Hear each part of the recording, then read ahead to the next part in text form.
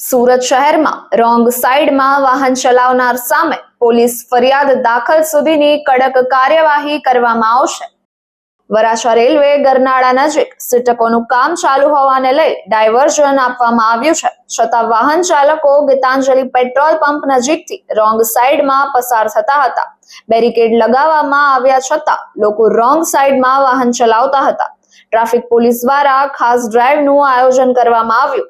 Wrong side આવતા વાહન ચાલકોને દંડ કરવાની સાથે પોલીસ ફરિયાદ પણ કરવામાં આવી।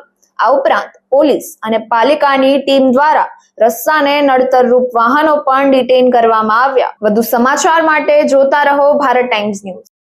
અત્યારે અહીંયા વેર હાઉસ 3 રસ્તા વરાછા રોડ ઉપર જે સિટકોનું કામ ચાલે છે એના કારણે જે રોડ બંધ કરવામાં આવેલો છે અને એનું જે ડાયવર્ઝન આપવામાં આવેલું છે એના માટે જાહેરનામું પણ બહાર પાડવામાં આવેલું છે, પણ તેમ છતાં લોકો દ્વારા જે રોંગ સાઈડમાં ડ્રાઇવિંગ કરવામાં આવે છે એના ઉપર વિશેષ કાર્યવાહી કરવા માટે આજે અહીંયા અમે ડ્રાઇવિંગનું આયોજન કરેલું છે।